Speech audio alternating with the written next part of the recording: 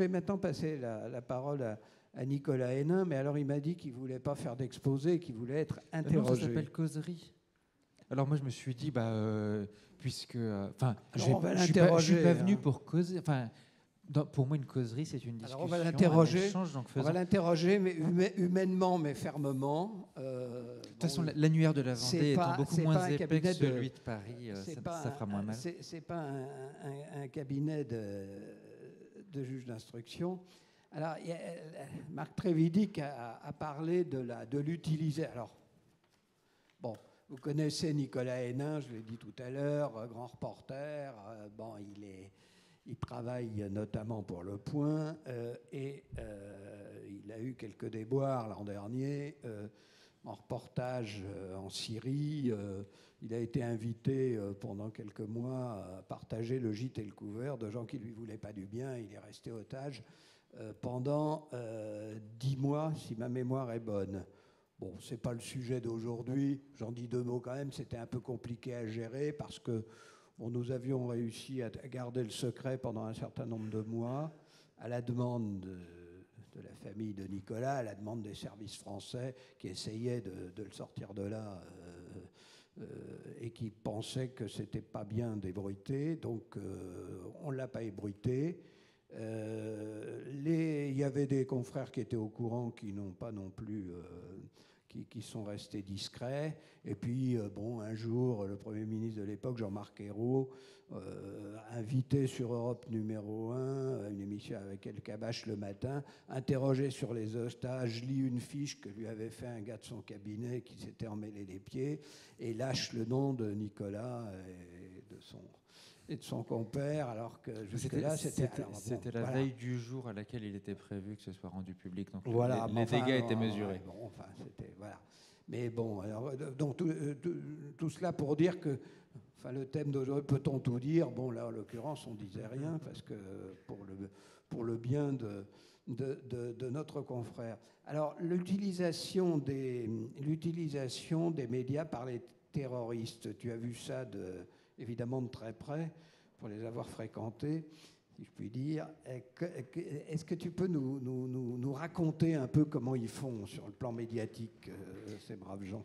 Ils sont extrêmement forts. En fait, l'une des grandes forces de l'État islamique, c'est de faire se rencontrer deux populations qui, au départ, n'ont rien de commun, et qui n'auraient jamais dû se rencontrer s'il n'y avait eu cet accident de l'histoire qui est assez surprenant. La première des populations, c'est une population qui est rurale, qui vit dans la vallée de l'Euphrate. Ce sont des paysans de la vallée de l'Euphrate. Alors là, on voit tout de suite l'image. On imagine le bonhomme barbu, le teint buriné, la djellaba, le kéfier. Et puis, une population qui est urbaine et qui sont les jeunes de nos quartiers. Et là, complètement une autre image, pantalon baggy, casquette. Et ces deux populations ont en commun un sentiment de victimisation, un sentiment d'exclusion, un sentiment de marginalisation politique et sociale. Et ces deux populations se sont rencontrées. Et quand on regarde d'ailleurs la production audiovisuelle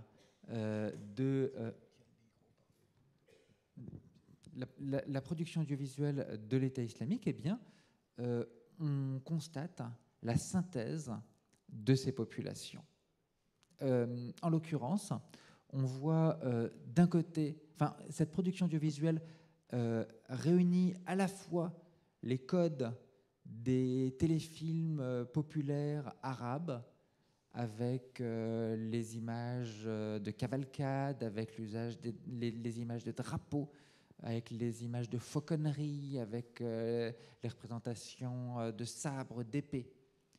Et puis, ces productions audiovisuelles reprennent également les codes qui sont les codes de nos jeunes qui les ont rejoints, puisque la principale société de production de l'État islamique a été fondée par des djihadistes allemands qui, eux, ont été élevés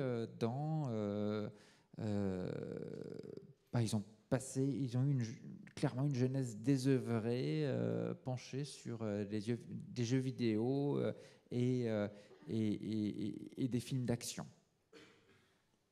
Et donc, eh bien, quand on regarde les scènes, y compris d'exécution, et quand on regarde l'ensemble de cette production médiatique, eh bien, on voit la synthèse d'une culture populaire arabe et de plein d'éléments qui viennent de nos médias, on reconnaît, dans certaines scènes d'exécution, j'ai vu la reproduction à la fois de scènes que j'avais vues dans Game of Thrones, mais aussi de scènes que j'avais vues dans Top Chef. Ah oui, les couteaux. Alors oui, c'est ce mélange au fond d'archaïsme médiéval, parce que bon, le monde arabe que Nicolas décrit, là, de cavalcade, de chevaux, évidemment que ce sont des images d'Épinal du 7e siècle, du temps de l'Égypte. Mais d'ailleurs, j'ai écrit un bouquin qui s'appelle Djihad Academy, et depuis un mois, je regrette le titre. Parce que Djihad Academy, c'était donc une allusion à la télé-réalité, parce que c'est cette idée que pour beaucoup de djihadistes, cette aventure syro-irakienne est un moyen mais pas seulement syro-irakienne d'ailleurs, hein, aussi pour beaucoup de gens qui ont fait des bêtises chez nous. C'est une façon d'accéder à une sorte de notoriété instantanée. Ce sont des gens qui n'avaient rien pour eux, qui se disent, moi aussi, il n'y a pas de raison que tout le monde passe sur BFM et pas moi. Et qui donc, comment je vais passer à la télé, je vais faire une grosse connerie en me revendiquant de l'État islamique, comme ça au moins je suis sûr qu'ils ne pourront pas m'oublier. Donc Djihad Academy, c'est cette culture de la télé-réalité, de cette notoriété instantanée, de comment devenir célèbre, comment avoir un destin, comment être quelqu'un. Loana, elle a réussi, moi aussi j'ai envie d'eux. En fait, si je devais baptiser ce bouquin aujourd'hui, je pense que je l'appellerais Islamic Park. Parce qu'en fait, l'Irak et la Syrie sont devenus un vaste parc d'attractions pour djihadistes. L'idée, c'est vous avez envie de jouer, voilà, on a ce terrain qui est ouvert pour vous, sachant que, et sur lequel on va vous allez pouvoir vivre, accessoirement, vous êtes marginalisé en France, vous vous sentez mal intégré, vous ne pouvez pas vivre votre islam en France, eh bien venez donc là-bas. Il y a un pays qui est formidable, qu'on est en train de créer, où vous allez pouvoir vivre enfin pleinement l'islam réel.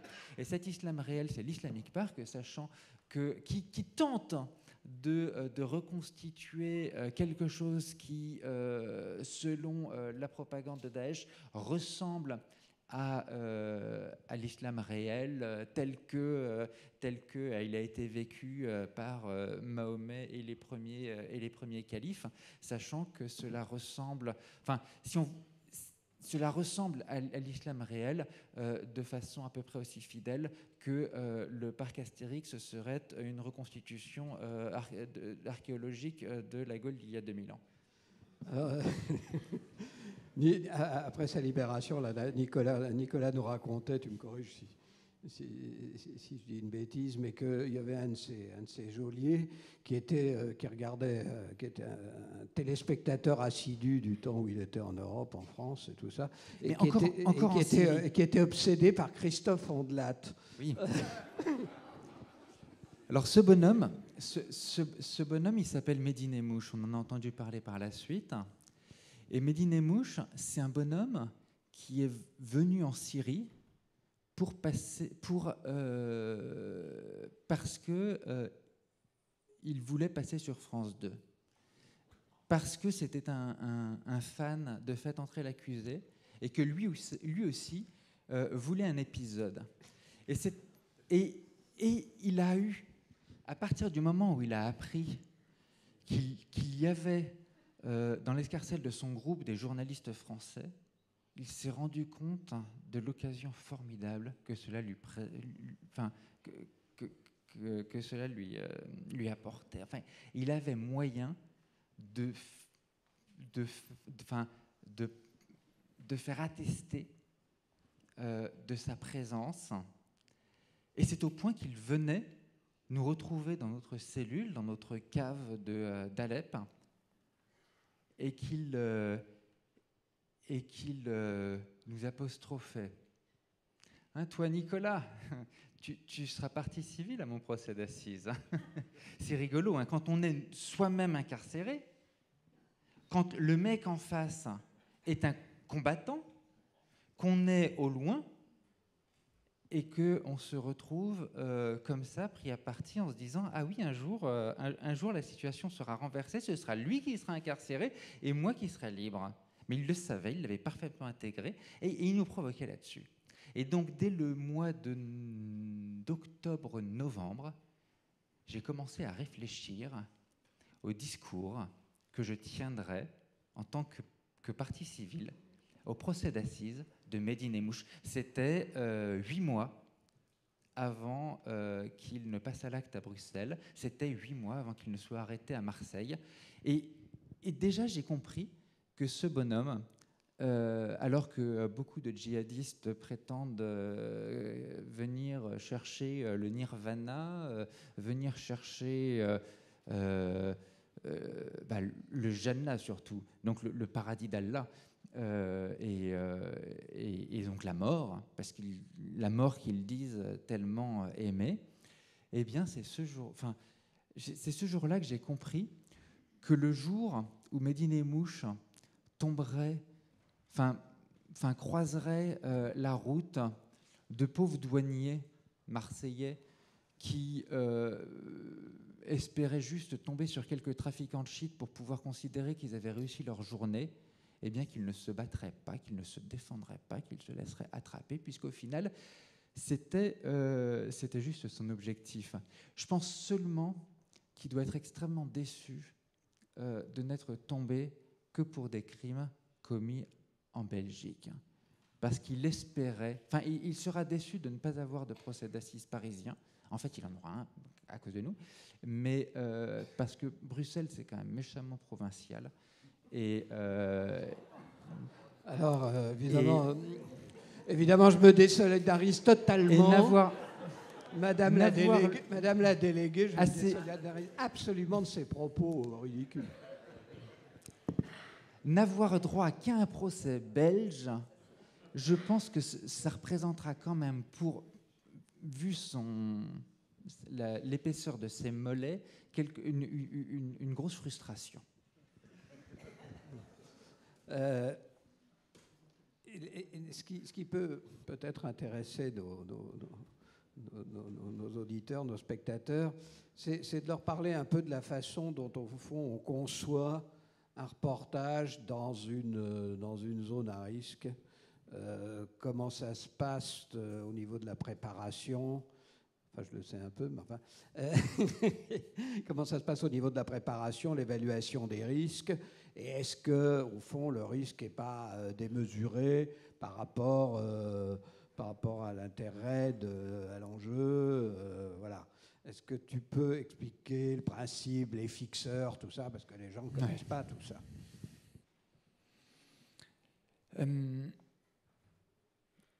Tout reportage commence évidemment par de la préparation. La préparation, ça va être la prise de contact sur place, sachant qu'un reporter va partir le plus souvent dans l'urgence, parce qu'une crise vient d'éclater, ou parce qu'une crise de plus longue haleine connaîtra une accélération des événements ou un dénouement crucial qui exigera le départ d'un journaliste. Donc la préparation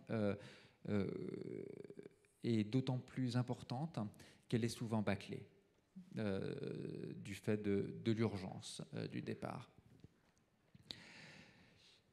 On travaille souvent, en fait, dans la profession, avec un fixeur. Un fixeur, c'est de l'anglais to fix it, qui veut dire réparer, en fait, mais en l'occurrence, ce serait plutôt préparer. C'est un homme à tout faire qui sera un grand pourvoyeur de contacts, occasionnellement un interprète. C'est souvent un journaliste local. Et c'est la personne qui doit tout arranger, qui doit aussi bien régler les problèmes logistiques que apporter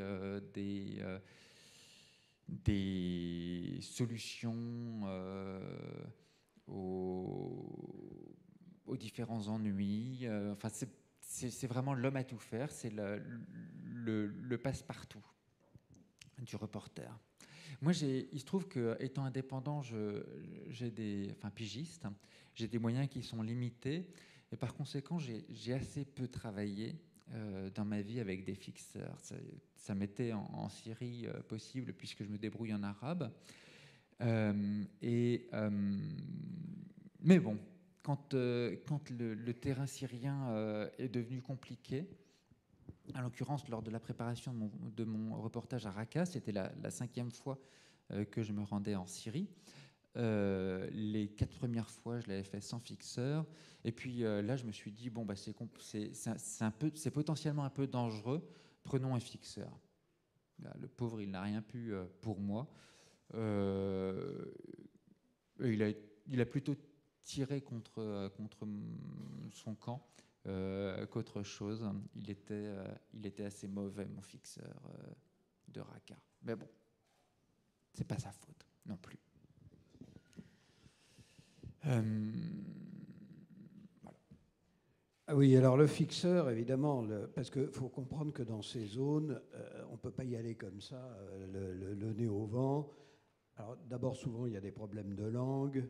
Bon, Nicolas se débrouille en arabe, mais enfin, parfois, il faut quand même... Bon.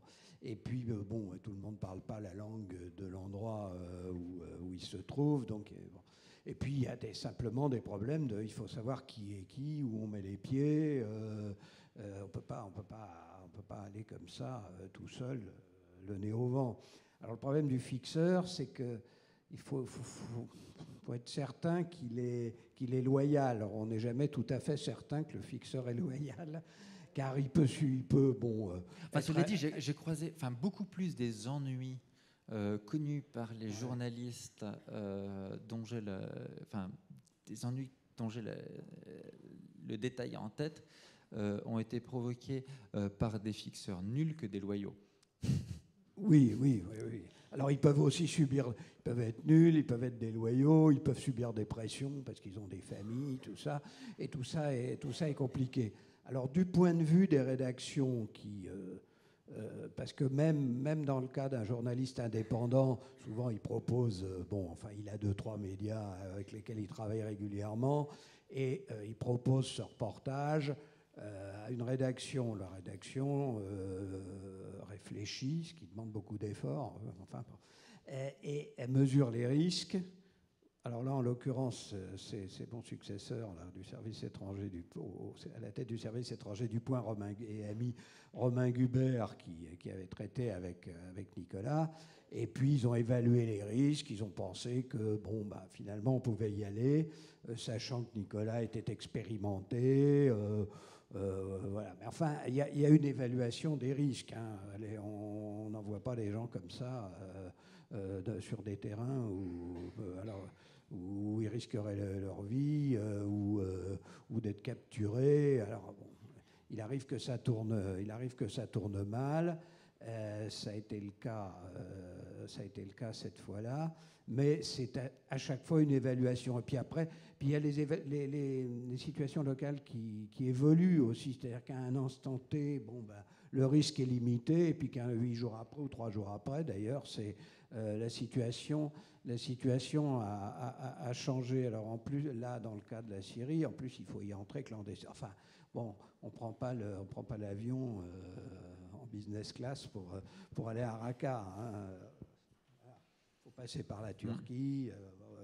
Tu peux nous expliquer.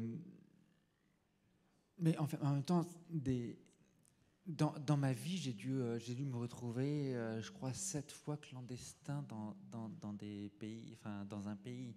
Mais effectivement, oui, la Syrie, c'est un pays où rarement je me suis retrouvé d'une façon aussi systématique sauter par-dessus les barbelés pour franchir une frontière, ou me faufiler sous les barbelés pour la franchir. J'avais déjà couvert des conflits assez difficiles, puisque j'étais notamment à Bagdad pendant l'invasion. J'avais couvert les débuts de l'insurrection, notamment les sièges de Falloujah en 2003. Et puis, j'avais aussi été à Mogadiscio, en Somalie, pendant des offensives des Shebab, donc à des moments où il y avait où la situation était assez dangereuse. Malgré tout, c'est en Syrie, je pense que j'ai eu le plus peur. Parce qu'il n'y a pas eu un seul de mes déplacements en Syrie sans que j'ai eu au moins une fois, voire 2 fois pendant la durée du reportage, le sentiment d'être passé, mais vraiment à extrêmement près d'un pépin majeur. Je me suis fait arrêter par les gendarmes turcs et puis je m'étais enfui la première fois. Une autre fois, la première fois aussi, je m'étais fait alpaguer par un milicien du régime qui m'avait demandé. C'est une histoire compliquée. Enfin, il vient, il me demande où est le patron de la boutique dans laquelle je me trouvais.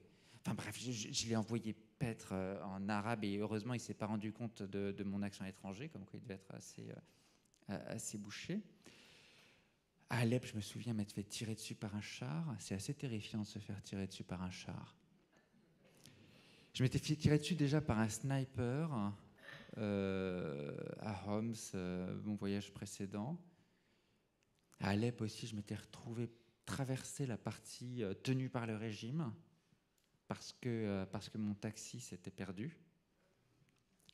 Enfin bref, j'ai eu un certain nombre de frayeurs et tant et si bien que quand j'ai fini par me faire attraper, j'ai eu presque un sentiment de justice. Je me suis dit, bon, bah voilà, je me suis fait rattraper par le destin. Oui, les situations les plus dangereuses, c'est évidemment des guerres comme ça où il y a des groupes armés dans tous les coins, où on ne sait pas qui fait quoi, qui contrôle quoi. Bon, dans le cas des groupes, quand ce sont des groupes très organisés, les groupes palestiniens, tout ça jadis, ou la guerre du Liban, j'allais dire que c'était codifié. C'est très proche, en fait. C'était codifié. C'est très proche, mais la guerre du Liban, il y avait déjà les enlèvements, Alors, les groupes. Ce qui a remplacé il y a eu le Hezbollah, oui. Non, mais il y a eu les enlèvements, mais bon, dans les enlèvements au Liban, enfin ceux auxquels on pense, Kaufman et compagnie, on savait quand même à peu près qui était derrière. C'était des services d'État qui étaient derrière. Alors le terrorisme d'État avait quand même cet avantage, c'est qu'il y avait un guichet avec lequel on pouvait éventuellement négocier. Bon, ça n'a pas été facile parce que Kaufman, il est resté 3 ans et demi attaché à un radiateur, ce qui est quand même... Et que Seurat n'est pas sorti. Alors Michel Seurat est mort, mais en principe, on ne tuait pas les otages parce que la finalité était différente. C'était des finalités politiques, d'État. En l'occurrence, c'était l'Iran par le truchement de groupes qu'ils influençaient ou qui contrôlaient avec un bout des Syriens dans tout ça, et qui voulaient faire pression sur le gouvernement français pour obtenir un certain nombre de choses qu'ils ont d'ailleurs fini par obtenir, dont certaines d'ailleurs étaient légitimes, notamment la restitution d'argent qu'on leur devait. Enfin, bon. Mais là, dans le cas de... Bah oui, Rodi, oui. Dans le cas de... C'est comme des terrains aussi extrêmement dangereux, c'est l'Afrique où vous avez parfois des groupes absolument, alors là, de gars qui sont, c'est pas l'armée prussienne, et où on est à la merci de dérapages à tout moment. Mais pour en revenir à notre sujet, évidemment, après, par exemple, dans le cas où malheureusement il y a des otages, comment on gère ça du point de vue médiatique? Alors là, dans le cas de Nicolas, par exemple, il y a eu une première phase où ça a été tenu secret, puis bon, ça a été divulgué. À partir de ce moment-là, on fait du tapage. Alors évidemment, personne n'a la réponse à la question, qu'est-ce qu'il faut faire? Est-ce que c'est bien de rien dire? Parce que si on fait trop de tapage, on peut faire monter les prix, mais si on n'en fait pas du tout, on peut oublier aussi le problème. Et quel est ton sentiment là-dessus? Je pense qu'il est important de garder un peu la pression. Ce qui est malheureux d'ailleurs, c'est que le tapage est quand même méchamment confraternel. Enfin, qui dans la salle se souvient, enfin, a en tête le nom du seul otage français actuellement détenu à l'étranger, publiquement? Bref. Nous avons une otage au Yémen et pas de photos sur les mairies de France. Donc on pourrait, il est sans doute bon de rappeler que selon que tu sois puissant ou misérable, le sort de ton otage sera... en tout cas, la médiatisation de l'otage sera grande ou pas. Sur le tapage, je pense que c'est certainement important de garder un contact ponctuel dans les médias. La petite piqûre de rappel de temps en temps. Une façon de garder la pression sur les politiques. Il y a eu, la revue américaine The New Yorker vient de publier un article très émouvant sur la façon dont les 5 familles des 5 otages américains qui étaient mes co-otages ont vécu, enfin dont 4 étaient mes co-otages, et le 5e a été libéré et est devenu un ami, américains en Syrie, ont vécu les parfois années d'absence de leurs proches. 4 d'entre eux étaient mes co-otages, étaient détenus par l'État islamique, ont été exécutés. Le 5e était détenu par Jabhat al-Nusra, donc la filiale locale d'Al-Qaïda, et a été libéré après plus de 2 ans de quasiment torture quotidienne. Ces familles américaines regrettent la façon dont elles ont été traitées par les autorités américaines. Aux États-Unis, une crise d'otages, c'est un cas consulaire sérieux. En France, une prise d'otage, c'est une atteinte, c'est une menace à la souveraineté nationale. C'est une crise sécuritaire grave. Et cela, c'est aussi dû au fait que les médias, normalement, s'en saisissent et maintiennent une pression. Il ne faut surtout pas abuser de pression. Parce que c'est nuisible pour toutes et contre-productif pour plein d'aspects. Mais il est nécessaire de garder, je pense, une pression minimum sur les politiques, sachant que les services qui vont traiter la crise, eux n'ont de toute façon pas besoin de pression politique pour traiter la crise. C'est pas parce que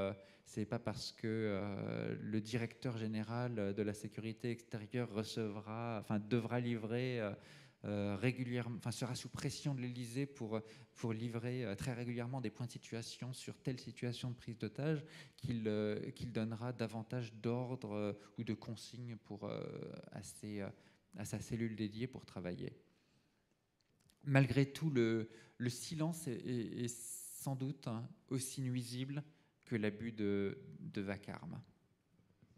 Alors, et ce qu'il faut souligner quand même, bon, pour avoir vécu tout ça, c'est quand même les énormes moyens qui sont mis en œuvre, hein, quand même, quand alors, bon, c'est pas pris à la légère, hein, quand il y a un otage français. Alors, il est vrai que quand ce sont des journalistes ou des gens en vue, il y a peut-être une amplification médiatique, forcément, il y a un réflexe corporatiste. Bon. Mais tout ça est pris très au sérieux et c'est quand même, vous avez des gens, beaucoup de gens et de moyens qui sont mobilisés pendant des mois, parfois des années, quand il s'agit des otages du Liban, pour essayer de les sortir de là. Hein, c'est pas. Alors après, vous entendez des trucs, ah mais que font-ils? Bah oui, non, mais ils font. Oui, c'est pas très facile. Alors justement, j'ai lu dans une interview donnée à la presse locale d'ici, que tu disais, ben oui, quand on part en reportage dans une zone de guerre, il faut intégrer le fait qu'on n'est pas tout seul d'une certaine façon, parce que si vous arrive quelque chose, que vous êtes pris, notamment, c'est bon, si vous êtes tué, j'allais dire, c'est plus simple. C'est très simple. On fait une brève mais émouvante cérémonie, on donne la Légion d'honneur à titre posthume dans la cour des Invalides ou je ne sais où, et puis on conforte l'entourage et puis l'affaire est réglée. Mais en cas de prise d'otage, c'est vrai qu'il y a une obligation après de déployer de gros moyens et que le journaliste qui part, au fond, il prend un risque pour lui-même, mais il embarque tout ça avec lui. En fait, c'est vraiment le dilemme et la responsabilité très importante, collective, de la presse. Puisque nous avons d'un côté la liberté de la presse. Qu'est-ce qu'elle dit, la liberté de la presse? Elle prétend en tout cas qu'aucune zone à la surface de notre globe ne doit devenir une zone noire pour l'information. On pourrait d'ailleurs établir une règle similaire pour l'humanitaire. Aucune population à la surface de notre monde ne devrait rester hors de portée de l'action humanitaire. Donc ça, c'est un droit que je peux clamer. Non, je n'ai pas demandé et je n'ai pas à demander ni au Quai d'Orsay, ni aux autorités de l'État avant de partir en Syrie. Non, je n'ai pas à répondre à une éventuelle injonction qui serait la leur, qui me dirait n'y allez pas. Ma liberté, de même que le droit des populations locales, est que nous soyons un jour en contact. Ma liberté donc est d'y être et de rencontrer ces gens-là. Et le droit des populations partout à la surface du monde, c'est un jour d'avoir accès à la presse internationale et de pouvoir rapporter ce qui leur arrive. Ça, c'est une donnée. Donc non, je n'ai besoin de référer à personne et je dois être au-dessus de toute injonction. Ceci étant posé, je dois aussi garder à l'esprit que toute personnelle qu'aura été ma décision de partir, si un jour il m'arrive un pépin, du type que celui qui m'est arrivé, mon problème n'est plus mon problème, puisque j'engage avec moi la collectivité nationale, avec d'une part des moyens importants, onéreux, qui sont mis en œuvre, qui sont déployés pour me sortir de ce mauvais pas, et puis d'autre part, potentiellement, j'offre un moyen de marchandage, j'offre un moyen de pression. Je mets en péril les positions, y compris politiques, diplomatiques, de mon pays. Donc le journaliste doit garder en tête ces deux obligations, ou ce droit et cette obligation. Le droit qu'il a d'aller partout, et même le devoir d'une certaine façon qu'il a d'aller partout, mais en même temps la responsabilité énorme qui repose sur ses épaules, puisque s'il lui arrive une tuile, ce problème n'est plus personnel, il devient national. Alors, les autorités diverses et variées, de temps en temps, invitent les responsables des journaux à, comment dire, à faire le point sur les risques dans certaines zones. Ils prennent bien la précaution, généralement, de dire c'est vous qui décidez, mais nous, on va vous expliquer un peu quel est le contexte. Alors, vous retrouvez la cellule de crise au Quai d'Orsay, vous voyez, ou dans d'autres endroits, où il y a des gens autour de la table qui vous expliquent un peu la situation, il y a un représentant des services, des machins.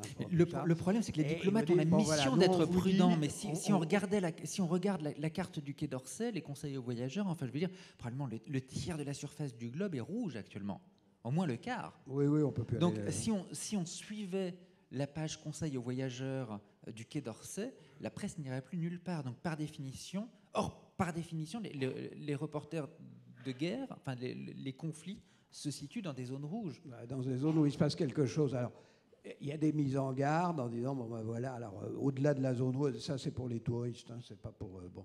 Mais on dit, ben voilà, il y a des gars qui font des exposés avec des cartes, des machins, qui disent, bon ben voilà, puis il y a tel groupe, machin, qui n'est pas très recommandable, bon voilà, maintenant vous faites ce que vous voulez. Alors évidemment, on sort de là, on est dit,